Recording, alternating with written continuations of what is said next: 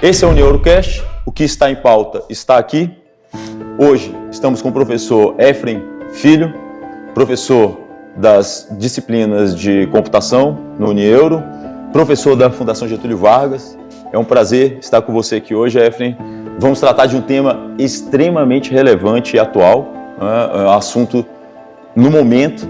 Vamos falar de inteligência artificial e, por que não, falar aqui sobre inteligência artificial em sala de aula, os desafios da utilização da inteligência artificial em sala de aula. Professor Efrem, o senhor fique à vontade, a casa é sua, você já sabe disso, e vamos bater um papo aqui bacana a respeito disso. E como não podia deixar de ser, um ponto muito relevante quando se trata de inteligência artificial, é falar exatamente da ética e a transparência desse uso de inteligência artificial e, no nosso caso, nesse nosso bate-papo aqui, dentro de sala de aula. Primeiro, obrigado, prazer estar aqui, muito obrigado pelo convite. E eu acho que assim, eu sou da área de tecnologia, né? E a gente vê as coisas se repetindo, é engraçado isso, né? Eu tive uma aluna, por exemplo, no passado, que acho que foi 2010, alguma coisa assim, e, todas as ferramentas tinha detector de plágio, e aí o que a aluna fez? Eu achei muito esperta a parte dela. Ela pegou um texto em inglês, jogou no Google Tradutor, e o que acontecia? Esse texto não tinha plágio. Eu já li esse texto, de onde que ela tirou? Por azar dela, ela deixou um link no texto. E aí eu fiz, beleza, entendi que ela aqui usou, né, no Wikipedia em inglês e tinha traduzido aquilo e, o detector de plágio não pegava. E eu acho que acabou acontecendo a mesma coisa com o IA. Então a gente tenta algumas coisas para barrar, para ser tentar não usar. E eu acho que esse lado é que está ruim. E muito mais como é que a gente tem esse uso transparente, né? Como é que a gente mostra que está usando. São pesquisadores. Então, se a gente está fazendo pesquisa, o que a gente tem que deixar? Tem que ser replicável, tem que ser transparente, tem que mostrar o resultado, tem que mostrar o que usou para fazer. Então, a gente tem que seguir a mesma regra. Então, usei prompt. Qual foi o prompt que eu usei para gerar isso? Qual foi o resultado que eu tive? Qual modelo eu usei em cima disso? Olha, está aqui o prompt que eu usei. Pode botar como apêndice, como anexo, dependendo de qual trabalho está usando, para mostrar, olha, aqui está o que eu estou usando de IA para isso, né? E isso que eu acho legal de dizer, eu estou usando IA e estou deixando claro para você. Eu peguei essa primeira vez, esse uso transparente, quando eu participei de uma banca de mestrado, de uma aluna de designer, e ela fez o trabalho dela durante a pandemia e ela ficou muito só. Então ela começou a usar a ChatGPT, na verdade, para ter uma conversa com alguém. E aí ela depois botou isso tudo como anexo do trabalho dela e ficou muito rico no final das contas, sabe? E eu achei bem interessante isso, e foi quando eu comecei a procurar mais, a saber, e a verdade é isso, a gente é pesquisador, a gente quer uso transparente e a gente tem que deixar claro onde está usando. Né? E a questão da ética vem muito desse senso moral. Eu quero saber o que é certo e o que é errado. E os usos vão ter isso, né? Vai ter gente que vai usar de maneira errônea e vai ter gente que vai usar de maneira correta. Porque para mim é maneira errônea. A pessoa pega, não leu aquele texto, copiou e colou. Então, isso você não está fazendo nada. Você está sendo só um replicador de levar um conteúdo de um lado para outro. E não que você realmente está usando aquilo para estudar. Você está usando aquele pensamento para entender o que tem ali por trás. E a grande verdade, né, Efrem, é que a gente está diante de uma nova ferramenta, né, e que você adquire algum conhecimento ali, assim como era no passado. Né? Toda vez que você tem um trabalho científico, por exemplo, obrigatoriamente você precisa citar a fonte. É necessária a citação dessa fonte até para você validar aquilo que você está colocando. Só que, devido a essa nova tecnologia, esse novo formato, essa nova forma de você adquirir conhecimento, a questão ética continua sendo a mesma. Né? O que mudou, na verdade, é a forma de você buscar e de você introduzir aquele conhecimento e como você colocar aquilo de uma forma lícita, digamos assim. Eu acho que a grande diferença que aconteceu, principalmente com a IA generativa, é que o texto realmente pode ser novo. Uhum. Ele não necessariamente replica o texto. Uhum. Então é algo que realmente incomoda as pessoas não estão sabendo como lidar ainda. Porque quando era plágio, a pessoa entendia o que era. Então, assim, era literalmente eu estava copiando uma página de outra pessoa, um raciocínio de outra pessoa. E agora não. Então, mas assim, é isso que eu acho legal de dizer, olha, aqui eu estou entendendo que pode ser um texto original ou não, isso aqui eu vou pegar e vou dar a minha cara para isso. Né? Do mesmo jeito que um editor faz o papel de quando pega um texto de um autor e faz a edição daquele texto para deixar na linguagem que quer, usar os termos que quer, né, organizando da forma que se quer. Porque senão, hoje a gente ainda pega um texto de IA e consegue ainda dizer que é de IA. que a gente vê aquela introdução, tal, e termina. Em conclusão, e continua. E tem vírgula antes do i. Então, assim, tem coisas que a gente consegue identificar que ainda é um texto de IA. E você precisa editar para dar a sua cara para aquele texto, né? Então, por isso que eu estou dizendo assim, o uso errôneo ainda é muito nesse sentido de dizer, não, só estou copiando aqui e jogando para o outro lado. E não pegando aquilo criticamente, como eu devo fazer, e olhar e dizer, olha, beleza, isso aqui é um insumo que eu vou trabalhar para gerar o meu trabalho, para gerar o meu texto e coisas desse tipo. E Efraim, a grande verdade é que, se a gente pode usar essa expressão, é um caminho sem volta. Sim. A inteligência artificial hoje é um caminho sem volta e é algo que nós precisamos encarar como uma nova realidade, né, que já não é nem tão nova assim, se a gente for olhar a velocidade que tudo tem acontecido.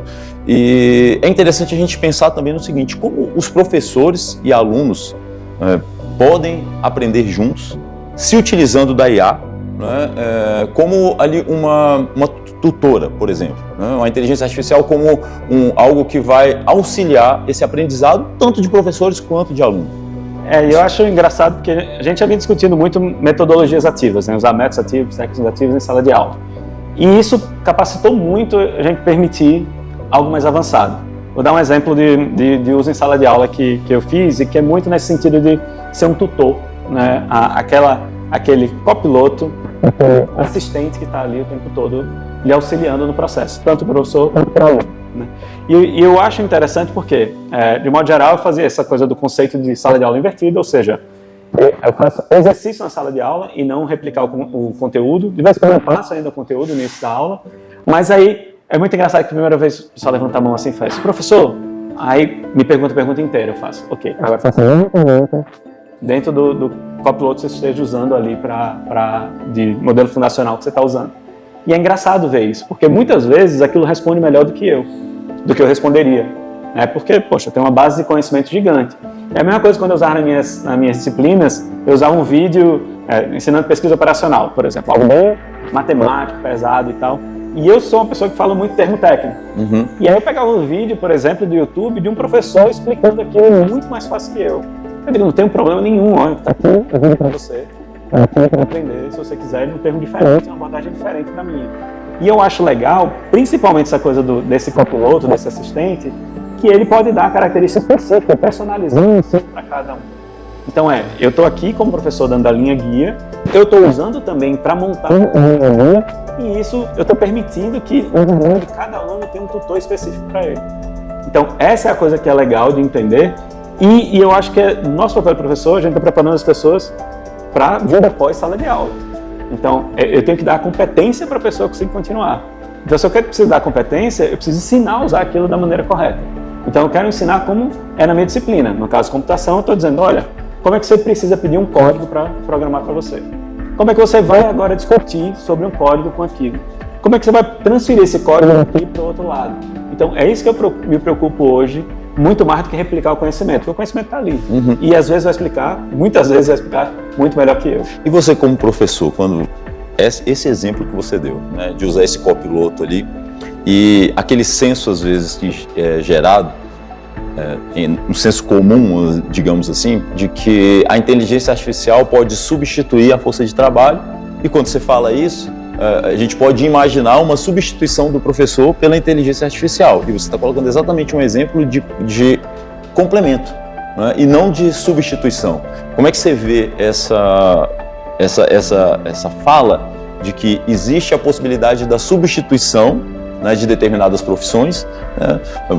No nosso caso aqui da nossa conversa, o professor, por exemplo, por uma inteligência artificial?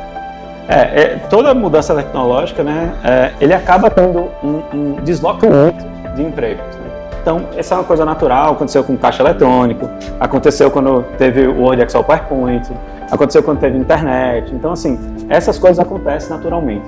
Então, tirando esse capítulo à parte aqui, eu acho que é o contrário. Na verdade, eu estou usando muito mais como aprimoramento para o meu lado do que necessariamente substituição. E eu falo isso do ponto de vista que eu acho muito legal. Meus trabalhos antes, quando eu passava para os alunos, era muito mais didático. O que eu estou querendo dizer? Normalmente era um caso ilustrativo, normalmente era algo que eu trazia um caso lúdico para conseguir explicar.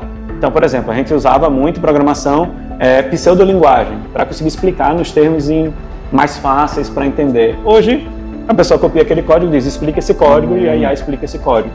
E aí, e por que eu falo isso que é importante? Porque agora meus trabalhos, poxa, eu estou passando trabalho agora para aluno de administração, que há 5 anos atrás era trabalho de conclusão de TCC de computação. E o pessoal está fazendo. Então, eu pude ter trabalhos muito mais complexos, projetos muito mais complexos, exercícios muito mais complexos em sala de aula. E dentro de uma área que não necessariamente é uma área tipicamente tecnológica. Exatamente. E aí eu acho legal trazer esse ponto, porque é o seguinte, agora, como toda boa tecnologia, o que ele fez? É um catalisador.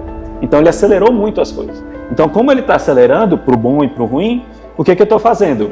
Para o ruim eu estou dizendo, quem ainda está usando um método muito tradicional, etc., está realmente preocupado com a substituição. Quem está trazendo novas formas de entender aquilo, trazer metodologias novas, tecnologias novas, técnicas novas para usar, isso está sendo muito bom. E aí, estamos realmente conseguindo avançar bem. E não só no caso dos alunos, né? De quem está aprendendo. Para mim, professor, quando eu vou preparar a aula agora, ele me dá várias coisas que eu não pensava antes. Porque eu pegava um exemplo de um livro, etc. E às vezes eu vou conversando mesmo, assim, com áudio, e eu vou montando o meu plano de aula. Quando eu vou montando um plano de aula, dá uma biblioteca nova que eu não conhecia, dá uma forma diferente de fazer, que eu digo, poxa, eu nunca tinha pensado nisso e nunca passaria explicando isso. Bacana. Já que você me deu a dica, eu vou agora começar a usar isso também. Excelente.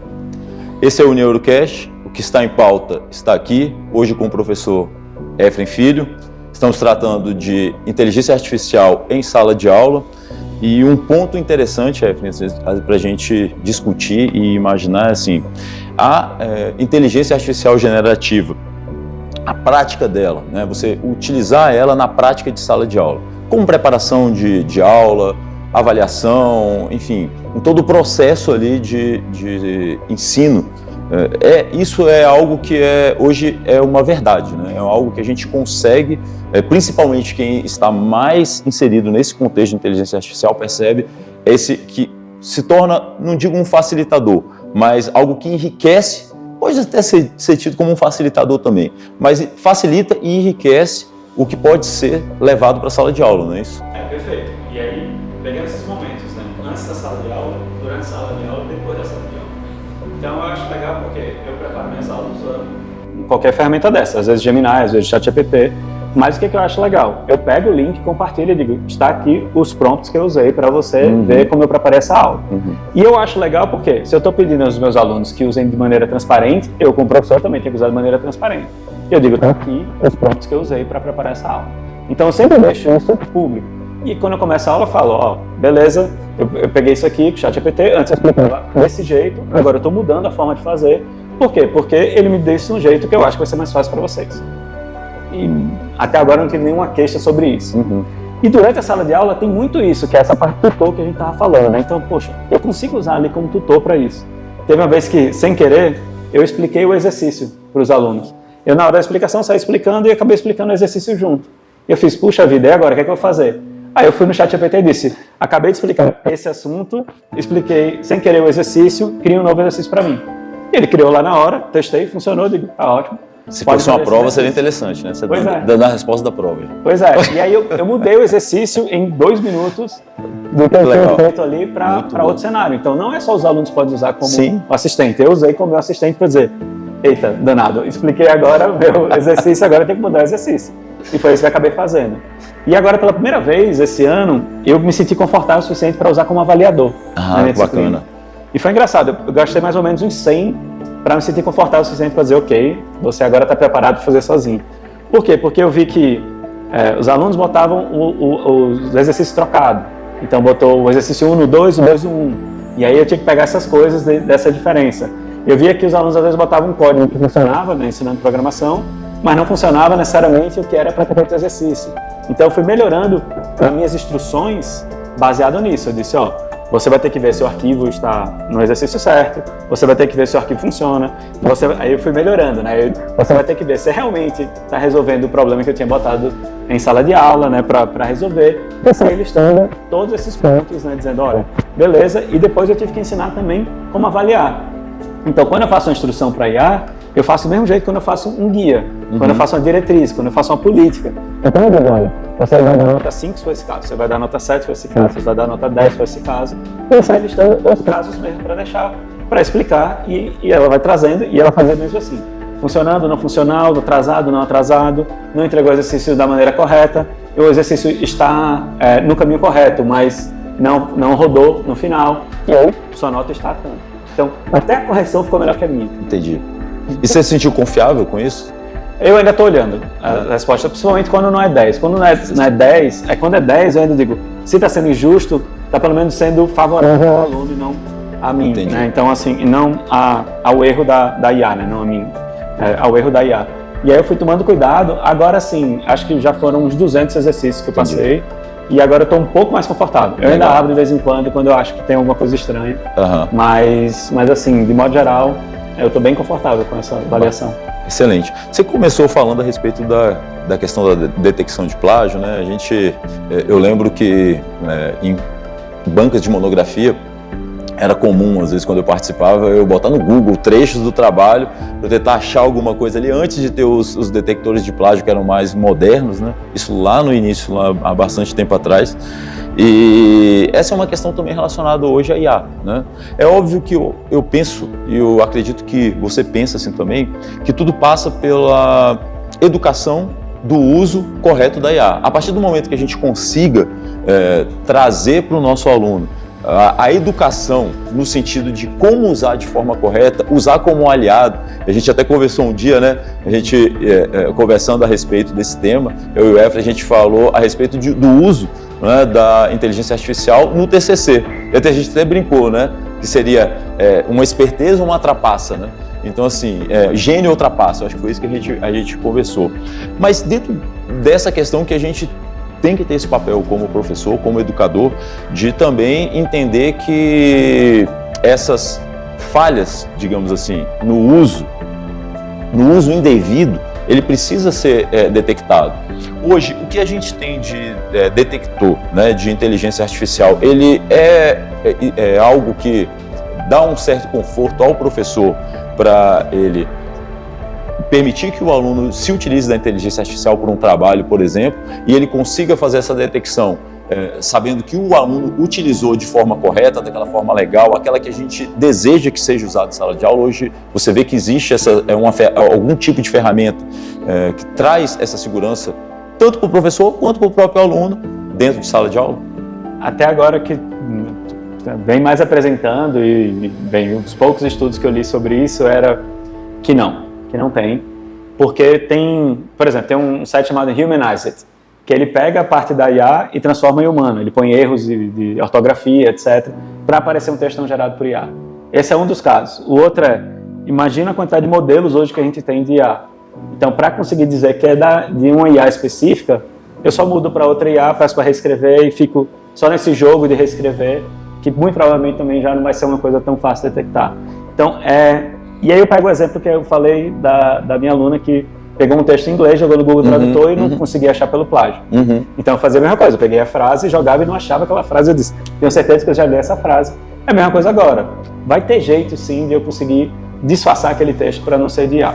Então é o ponto que a gente está dizendo, é o uso errôneo daquilo, é o uso mal intencionado daquilo. Então eu acho que nunca vai ter como, qualquer coisa de segurança, a gente sabe que é quanto eu estou disposto a gastar para eu conseguir resolver isso. Nunca vai ser 100% seguro. E detector de IA vai ser a mesma coisa. Nunca vai ser 100% seguro. Mas às vezes é legal passar só para ver se o aluno se deu o trabalho de editar aquilo. Entendi. Né? Então eu acho que esse é o ponto principal. Poxa, será que o aluno fez, não é o único jeito? Eu posso chegar como eu fiz, me explica o que está escrito aqui. Um aluno que não leu o que não sabe o que está fazendo, então ele vai se perder todinho e é fácil de pegar isso. Então tem outras maneiras também de eu conseguir detectar aquele mau uso da IA. Né? Então eu acho que esse ponto é importante entender, porque o detector em si tem como burlar. Isso é inquestionável. Mas às vezes, a gente conhece aluno, não se dá nem o trabalho de ler e muito menos de alterar. Então aí esse detector de plágio vai funcionar. E eu acho que são momentos importantes entender. Esse é um mau uso que eu preciso atuar e que eu preciso resolver isso. Eu não pensei criticamente sobre aquilo que eu estou escrevendo. Entendi. Muito bom. Esse eu acho que é o grande problema quando a gente está falando de detectar a IA. para mim, detectando isso, né? Eu estou só replicando o conhecimento e não absorvi nada daquilo. E principalmente a detecção do uso indevido, porque o uso da IA, que até, inclusive é isso que nós estamos tratando aqui, ele não é nocivo.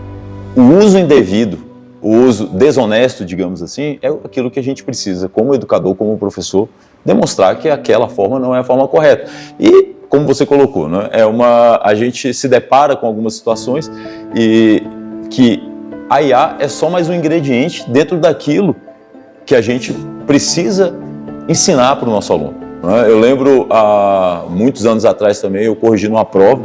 A prova era manuscrita, porque era uma prova prática. E a prova manuscrita não, era um texto, uma peça processual. Né? Eu como professor de Direito. E a minha prova era uma peça processual. E o aluno fez uma peça gigantesca, com uma letra terrível de ler. E eu sempre nas minhas correções eu faço questão de conseguir ler palavra por palavra. Algumas são difíceis.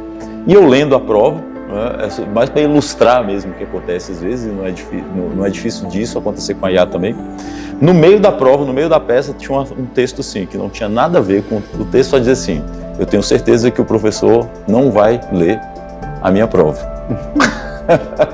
Pra você ver, ele estava me testando. Aí eu risquei em volta aquele texto que ele tinha colocado e eu só botei assim: eu li.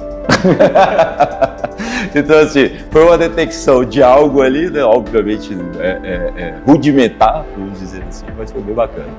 Mas eu acho legal esse exemplo, porque tem várias técnicas que a gente tem que fazer isso, tanto o aluno quanto o professor. Sim. Uma das coisas que eu aprendi com um orientador meu foi ele deixava levar fila para a prova. Eu não sei, depende de como chama, né? Se é fila, se quando você leva algo que você vai cola. Cada região. Em alguns lugares pesca. Como? Pesca, exato. Então ele deixava levar. Só que a regra dele, e eu adotei isso muito na minha disciplina, principalmente quando eu fazia à mão, hoje eu uso muito mais computador por causa da computação.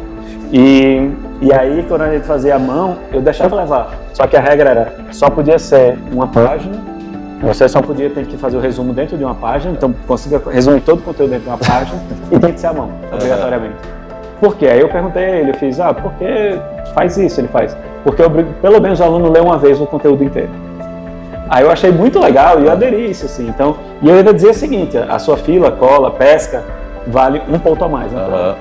Então o pessoal caprichava mesmo, assim, sabe?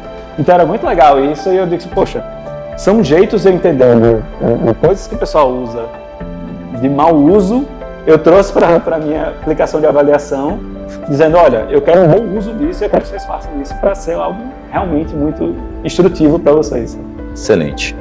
Esse é o Neurocast, que está em pauta, está aqui hoje com o professor Efrem Filho. Estamos tratando de inteligência artificial, o seu uso em sala de aula.